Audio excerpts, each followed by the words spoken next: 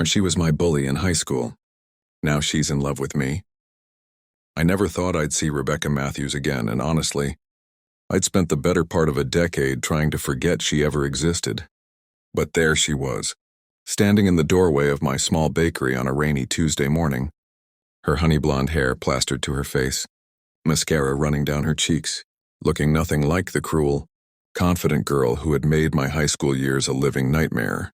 She was shaking, her expensive coat soaked through, and when our eyes met across the counter, I saw something I never thought I'd see in those once cold blue eyes: genuine fear, vulnerability, and something else I couldn't quite place. My hands froze over the pastry I was arranging, my heart hammering against my ribs as 15 years of buried pain came rushing back all at once, and for a moment I couldn't breathe. If you believe in the power of redemption, second chances, and the incredible journey of forgiveness, please hit that like button, drop a comment sharing your thoughts, and subscribe to channel name. Your support means everything, and it helps us share more stories that touch the soul. High school had been torture because of Rebecca.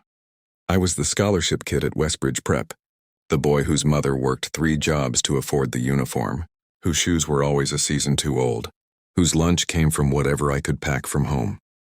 Rebecca was royalty, the daughter of a real estate mogul, captain of the cheerleading squad, dating the quarterback, living the teenage dream that the rest of us could only watch from the sidelines. But she didn't just ignore me like the other popular kids did. She made it her personal mission to destroy any shred of dignity I tried to maintain. The names she called me still echoed in my mind sometimes. Late at night when I couldn't sleep. Poverty case, wee charity student. Worthless nobody. She'd knock my books out of my hands in the hallway, post humiliating photos of me on social media that she'd somehow managed to capture when I wasn't looking, and once, memorably, she'd organized a fake promposal in front of the entire cafeteria, only to have her friends laugh in my face when I actually thought someone might genuinely want to go with me. I'd stood there, holding a wilted flower I'd saved weeks to buy, while 300 students recorded my humiliation on their phones.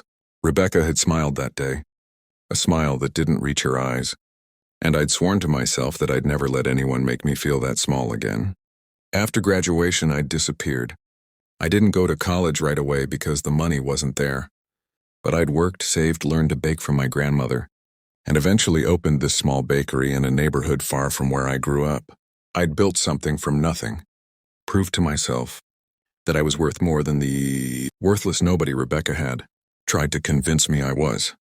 My bakery wasn't fancy, but it was mine. Every mixer, every oven, every recipe perfected through trial and error and love. I'd created a life where I felt safe, where people smiled when they saw me, where I had value. The thought of Rebecca Matthews hadn't crossed my mind in months, maybe even years, until the universe decided to throw her back into my life in the most unexpected way possible. She stood there dripping on my clean floor, and I wanted to ask her to leave. Every instinct screamed at me to tell her we were closed, to turn away, to protect myself from whatever new cruelty she'd devised. But something stopped me. Maybe it was the way her hands were trembling, or how she looked so utterly lost, or perhaps it was the fact that she didn't have that predatory gleam in her eyes anymore. She looked broken in a way I understood too well, and despite everything, I found myself asking if she was okay. My voice came out colder than I intended, harder. But she flinched as though I'd struck her, and fresh tears spilled down her face. She apologized, stammered something about being in the neighborhood, about needing somewhere to go. And then she just broke down completely, sinking onto one of my cafe chairs like her legs couldn't hold her anymore. I stood behind the counter, my safe barrier, watching this woman who had terrorized me sob like her heart was shattering, and I felt something crack inside my own chest despite my best efforts to stay detached. Over the next hour, between customers and the normal rhythm of my workday, Rebecca's story tumbled out in fragments. Her perfect life had collapsed spectacularly. The golden quarterback husband had been cheating on her for years with her supposed best friend. Her father's business had gone bankrupt through fraud and poor decisions, taking the family fortune with it.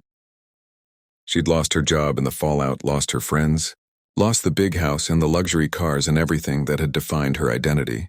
She'd been living in a small apartment, working as a waitress for the past 6 months, and today she'd been fired for taking too much time off to deal with her divorce proceedings. She had nowhere to go, no one to call, and she'd been walking in the rain for hours trying to figure out what to do next. And somehow, of all the places in this enormous city, she'd ended up at my door. She looked up at me with red-rimmed eyes and said something that stunned me into silence. She said she'd thought about me often, over the years, wondered what happened to me, and carried a guilt so heavy it sometimes kept her awake at night. She said she was sorry, and the way she said it, raw and broken and real, made me believe she actually meant it. I didn't forgive her that day. I couldn't. Forgiveness isn't something you can just hand out like a free pastry sample, especially not when someone had systematically tried to destroy your sense of self-worth for 4 long years. But I also couldn't bring myself to throw her out into the rain. I made her a coffee, set a blueberry muffin in front of her, and told her she could stay until the weather cleared. She thanked me with such genuine gratitude that it was almost painful to witness. We didn't talk much after that initial confession. I had work to do, orders to fill, customers to serve, but she stayed in that corner chair, drying off, occasionally wiping her eyes, watching me work with an expression I couldn't quite decipher. When the rain finally stopped and the late afternoon sun broke through the clouds, she stood to leave, and something made me tell her she could come back tomorrow if she needed to. I don't know why I said it. Maybe I was curious about who she'd become, or maybe some part of me needed to see her brought low to finally heal from what she'd done. Whatever the reason, I extended that olive branch, and she grabbed onto it like a lifeline. Rebecca became a regular fixture in my bakery over the following weeks. She'd come in during the slower hours, order something small, sit quietly in the corner with a book or her phone, and sometimes we'd talk. Real conversations, not the superficial exchanges of high school, but genuine discussions about life, regrets, dreams, and the people we'd become. I learned that her cruelty in high school had been a mask, a desperate attempt to maintain control in a home where her father was emotionally abusive and her mother was checked out on prescription pills. She'd been taught that power was the only currency that mattered, that showing weakness meant being devoured, and so she'd devoured others first.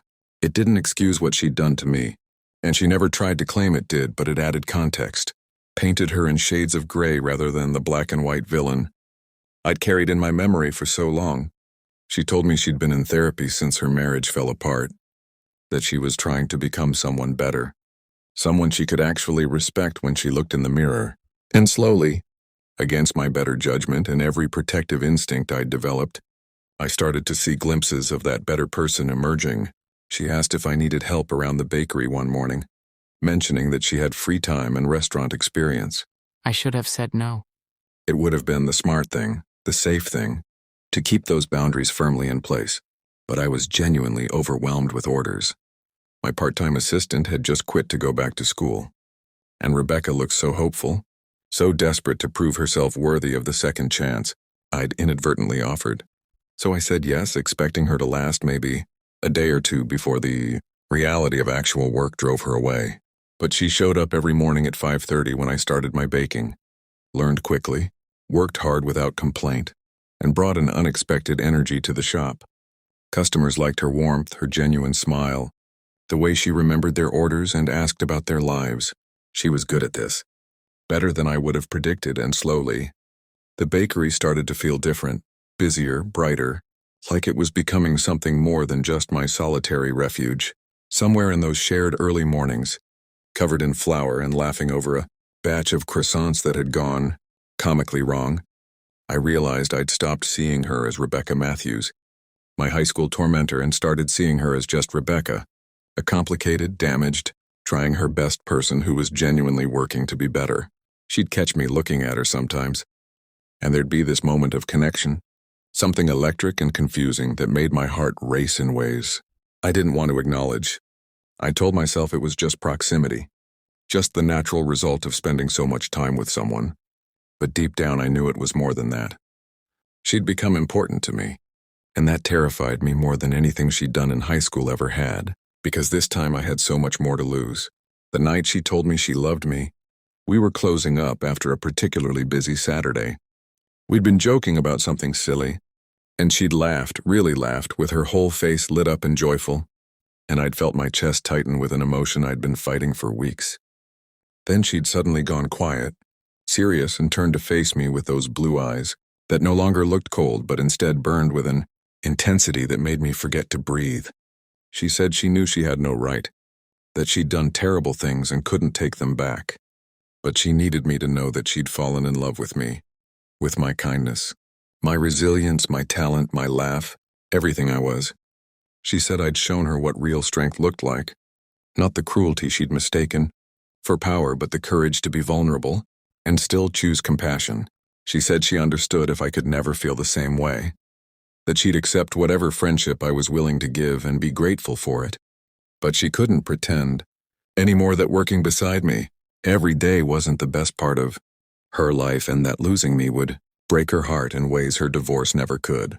I stood there holding a tray of dirty dishes, completely frozen, my mind racing through 15 years of history in seconds.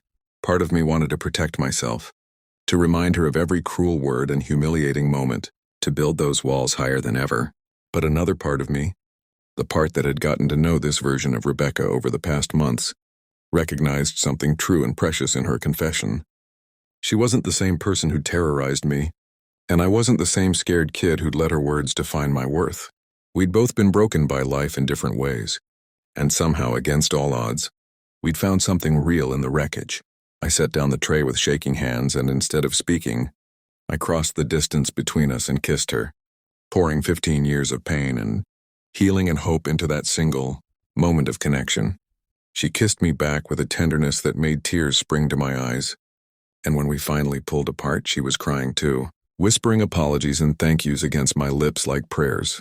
If this story has touched your heart, if you believe in the power of redemption and the beauty of unexpected love, please take a moment to leave a comment below, telling us what forgiveness means to you. Your words might inspire someone else who's struggling with their own past. Our relationship wasn't easy, and I'd be lying if I said the ghosts of high school didn't occasionally resurface. There were moments when she'd say something or laugh a certain way, and I'd be transported back to those hallways, feeling small and worthless all over again. We had difficult conversations, went to couples therapy together, worked through layers of complicated history with patience and commitment. She met every challenge with honesty and dedication, never making excuses, always willing to sit in the discomfort of what she'd done and help me heal from it. And slowly, month by month, we built something new together. Not a erasure of the past, but a transformation of it, taking all that pain and alchemizing it into something precious and real. A year after that rainy Tuesday when she first walked through my door, Rebecca became my business partner, and we expanded the bakery together. 2 years after that, I proposed to her in the kitchen, where we'd spent countless early mornings building our life together, and she said yes through tears of joy and disbelief, that someone like me could love someone like her. We got married in a small ceremony with the few people who mattered most, and when she promised to spend her life proving she was worthy of my love, I promised to spend mine reminding her that she already was. Our story isn't a fairy tale. It's messy and complicated and built on the hard work of two imperfect people choosing each other every single day. But it's ours, and it's real. And it's taught me that sometimes the person who hurts us most can become the one who heals us best if we're both brave enough to do the work. She was my bully in high school, the architect of some of my worst memories, the ghost I thought I'd never fully exorcise. Now she's my wife, my partner, my best friend, and the person who fights beside me every single day to build a life neither of us could have imagined. And if you'd told that scared 17-year-old boy holding a wilted flower in a cafeteria that this is where his story would lead, he never would have believed you. But here we are, proof that people can change, that redemption is real, and that love can bloom in the most unexpected places if we're willing to let it.